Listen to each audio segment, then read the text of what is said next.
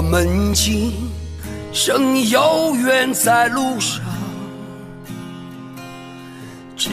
Dr. Louis W. Yu, President and Founder, Great Lakes Pharmaceutical and Medical Device Consultants, LLC. With a career spanning over 5 decades, Dr. Yu has served as the most senior quality officer for several multinational pharmaceutical and medical device companies.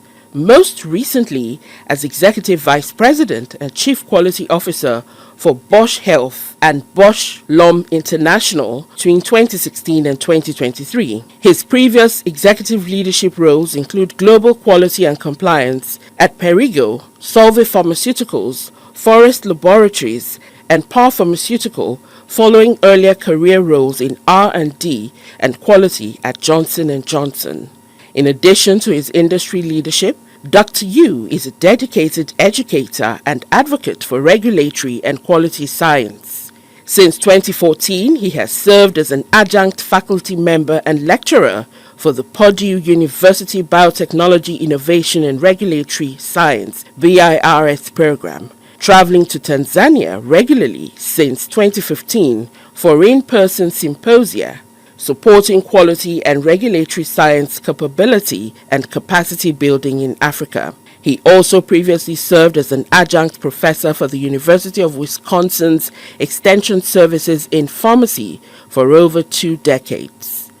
Dr. Yu's professional service includes roles with the USP Small Molecule 2 Expert Committee, the Product Quality Research Institute, PQRI, and the ICH Q12 Expert and Implementation Working Group. He holds a BS in Chemistry from the University of Wisconsin and an MS and PhD in Analytical Chemistry from Rutgers University. Ladies and gentlemen, I present to you Dr. Louis W. Yu. Quality culture is really key to business survival in this competitive world, particularly with AI coming on strong. Quality is no longer a regulatory cost center. It is really the ultimate engine for business continuity. So this session will touch on 5 world-class frameworks. Number 1, financial reality, understanding the cost of poor quality and hidden factory. Also, we will go through across these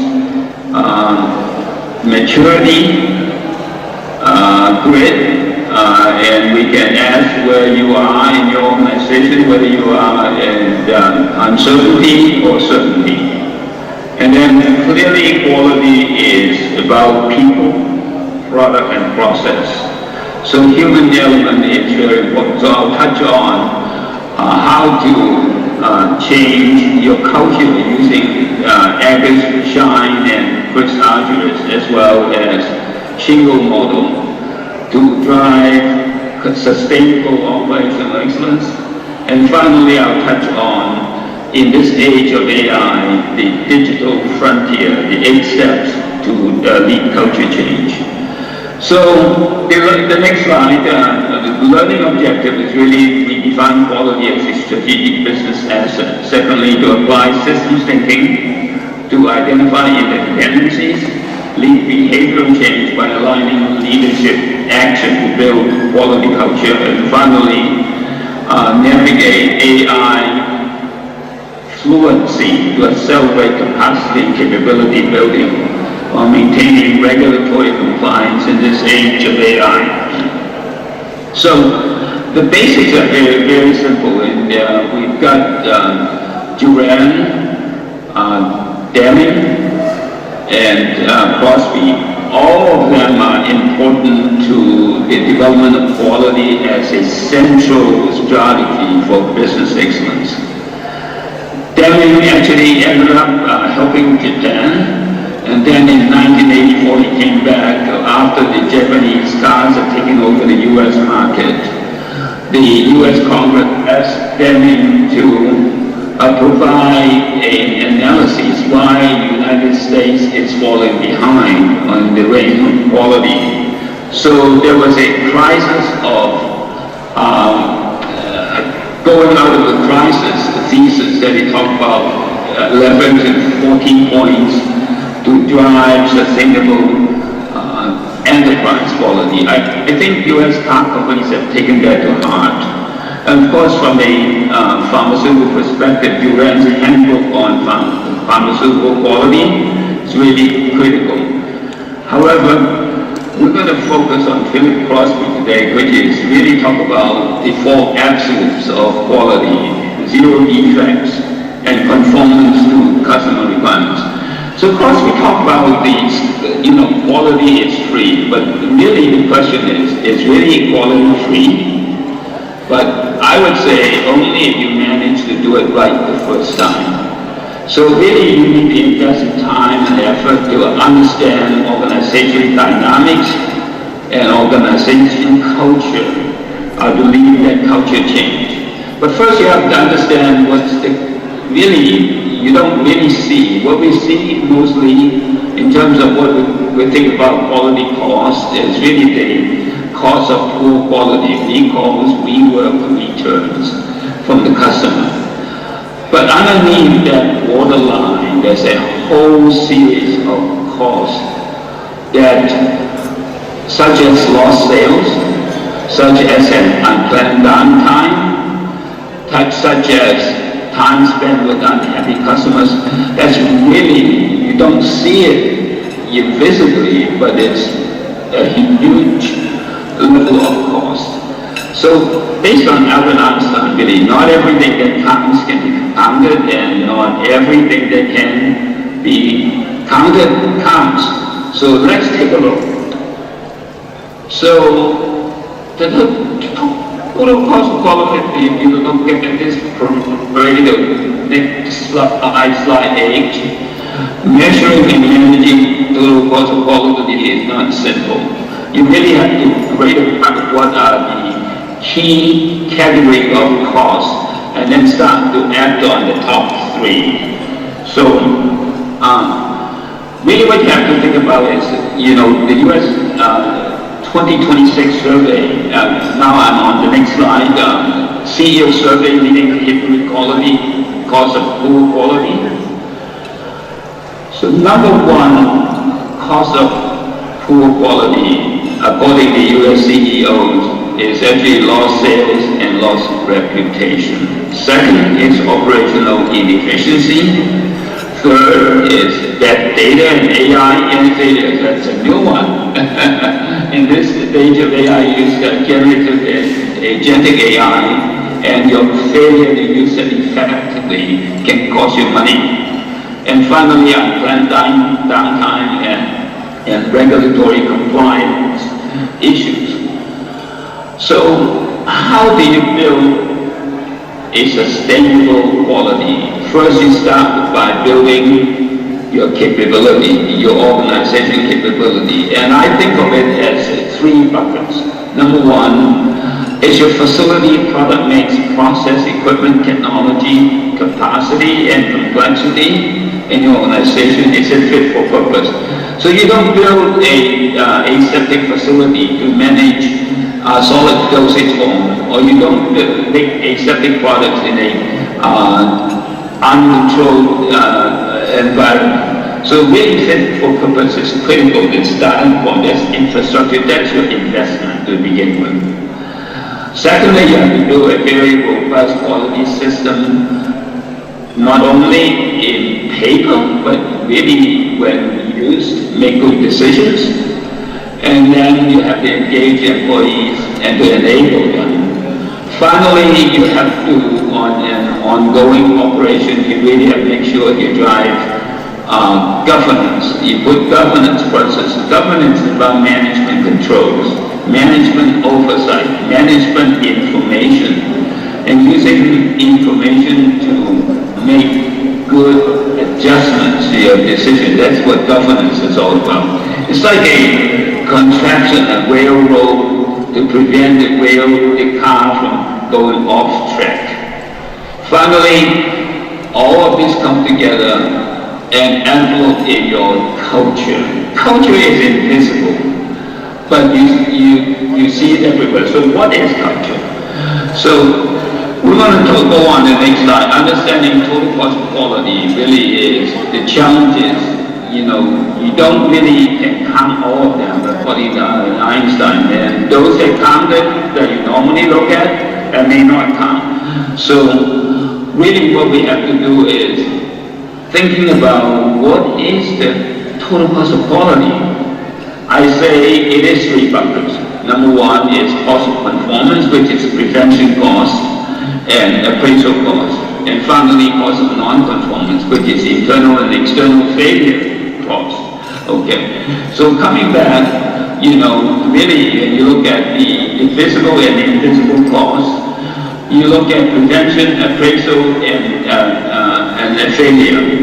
I'm on the slide, strategic shift, change the failure, appraisal, prevention, cost ratio. So on year one, you may be measuring your failure cost maybe 60%, your appraisal cost maybe 30%, okay, and your prevention costs, you're not proactive to invest in prevention in year one. But once you start to do Pareto without understanding what the failure cost is, what is the appraisal cost is, and what the prevention cost is, you can start to invest in more prevention and then increase your appraisal, but you can drive down your failure cost. And on year 3, you might be able to get to the point where failure costs are now down to 40%, and prevention and appraisal is now the majority of your cost, which is a good thing. Okay, so 40, 40, 30. So when you think about quality maturity, and that's what you want to get to is from uncertainty to certainty. I'm in slide number 17. Crosby's quality maturity grid. And you can see that you can go from stage 1, uncertainty, all the way to stage 5, certainty. That's not an easy journey. If you look at the cost quality role, during uncertainty, unknown, the actual cost of total sales is only going to be 20%. So if you make $100 on sales, $20 goes down the waste. Nobody wants to burn money that way, right? So, but as you continue advance from stage 1 to stage 2 to stage 3 to stage 5, eventually the cost of quality, now we're talking about prevention, appraisal, and failure in combination, it's only about 2.5% of your organization. So out of $100, you only burn 2.5%. Okay, that's a good thing. Okay, so how do you go from uncertainty to certainty, and where is your organization? I can tell you U.S. pharma is mostly in stage 3 and stage 4. I don't think many U.S. pharmaceutical companies is in certainty stage 5 yet. But I think it's important for you to understand. For example, my company, Bausch and Lomb, and the Perrigo before that, I think we were in the wisdom stage. At that stage, the quality organization status is actually reporting to the CEO. I report to the CEO as Chief Quality Officer. Not many companies actually have quality reporting to the CEO. And when you don't have a seat at the table, you cannot help drive the culture of quality. So I think the whole idea is to begin transforming on page 18 now. Okay, how do you go from uncertainty to awakening, to enlightenment, to wisdom, and finally to certainty? The whole thing is the effective use of information in this age of information. And I'll talk to that later on in terms of how do you leverage artificial intelligence fluency and capability and competency in your organization, not only yourself, but all up and down around the organization.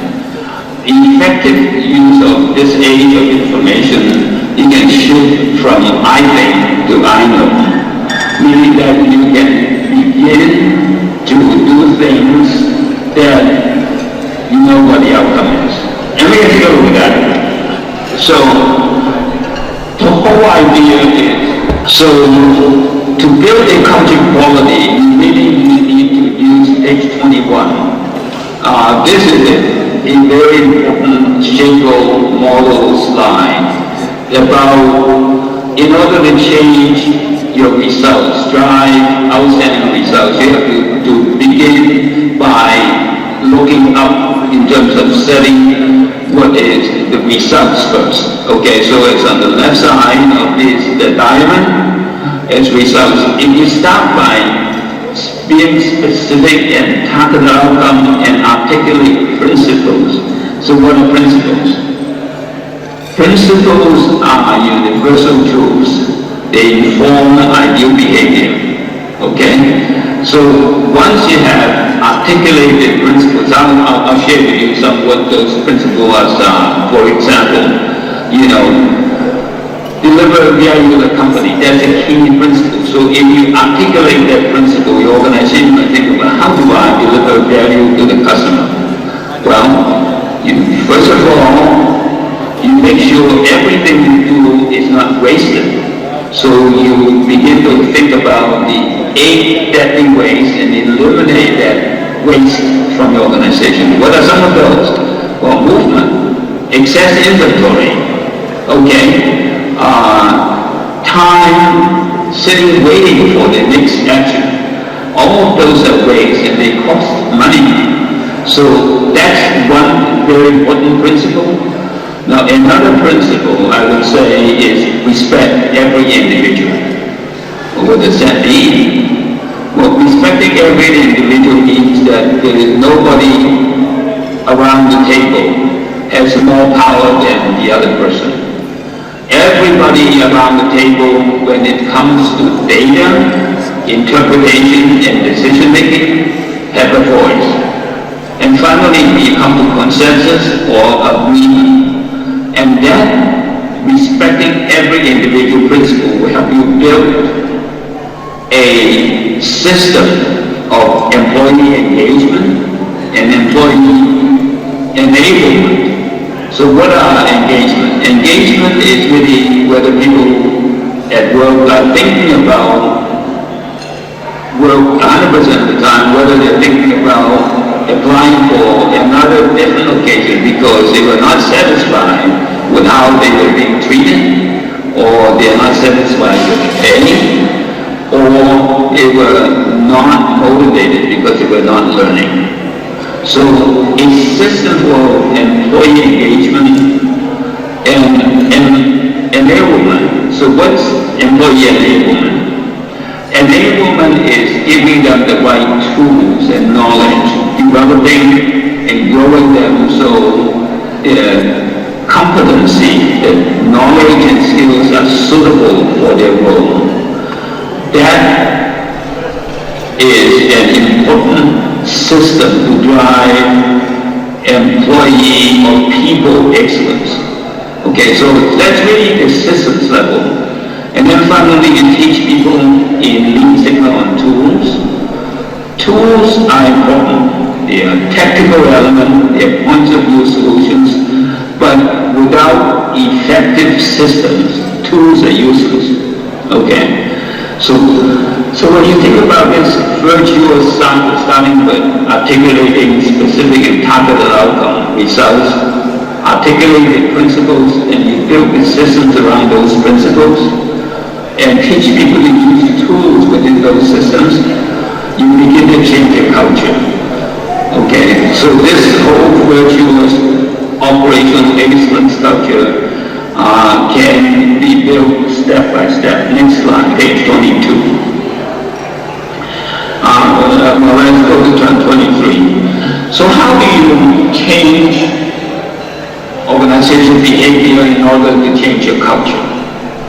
Well, we learned from Professor Edgar Schein of Prof University. He wrote a seminal work on organization, culture, and leadership. So really, what it says is that when you walk into a workplace, what you see are artifacts. The first layer of culture. They are visible, they are palpable, okay? You also can observe people's behavior, but however, it's hard to decipher. For example, you walk into Giza, you see a pyramid built by the Egyptians, and you don't understand, how they ever get there. Okay, so you can see the artifact, but it's hard to decipher how they get there. So in order to understand that, you really have to think about, look at what they have written on the wall in terms of organization value, core behavior, they call them. These are espoused beliefs and values. Those are the ideals, for example, respect every individual. Is the boss actually being polite? Does the boss has the parking space all assigned for himself?